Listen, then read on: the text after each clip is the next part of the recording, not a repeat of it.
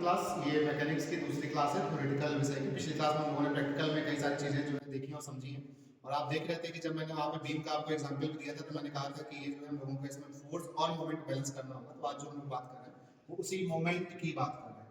तो मोमेंट या moment of force मतलब घूर्ण या बल आघूर्ण या बल का घूर्ण, ये सारी बातें लिखेंगी होगी। सबसे पहली बात जो हमें इसमें जाननी चाहिए वो हमें जाननी चाहिए परिभाषा।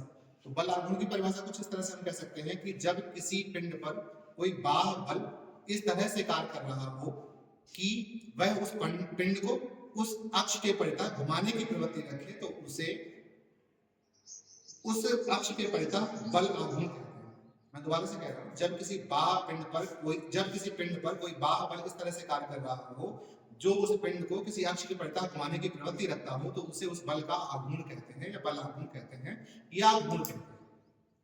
अगली बात, उदाहरण जैसे जब आप दरवाजा खोलते हैं बंद करते हैं तो आप जो हत्थे पे दरवाजे पे फोर्स लगाते हैं वो फोर्स जो है उसके घूर्ण अक्ष जो कि उसका कब्जा है उससे कुछ दूरी पर कार्य कर रहा होता है, जिससे कि दरवाजा खुल जाता है या दरवाजा बंद हो जाता है। ये एक घूर्ण का ही उदाहरण है।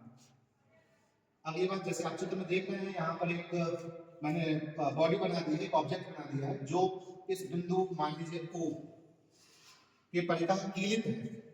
अब मैं क्या कर रहा हूँ, इससे कुछ दूरी पर, इससे कुछ लंबवत दूरी पर एक फोर्स F लग रहा है जिसकी क्रिया रेखा मैंने यहाँ पे बनाने की कोशिश की है। इसकी क्रिया रेखा इस O बिंदु से जो लंबवत दूरी है वो D।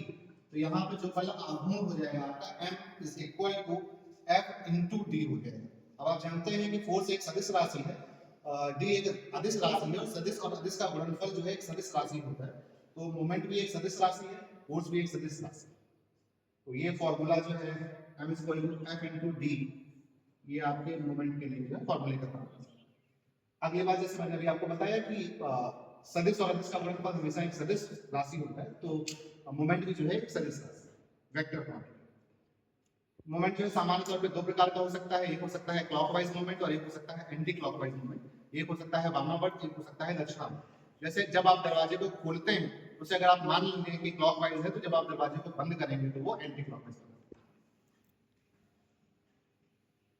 ठीक, जो बेसिक बात थी तो हम लोगों ने यहाँ पे कवर कर लिया। इसके बारे में कुछ और भी चीजें हैं जैसे ब्रेगनॉन की प्रमेय है और अन्य चीजें हैं, तो वो हम लोग जो है किसी अन्य क्लास में कवर कर लेंगे। बेसिक मोमेंट क्या होता है वो आप लोग यहाँ पे समझें। धन्यवाद।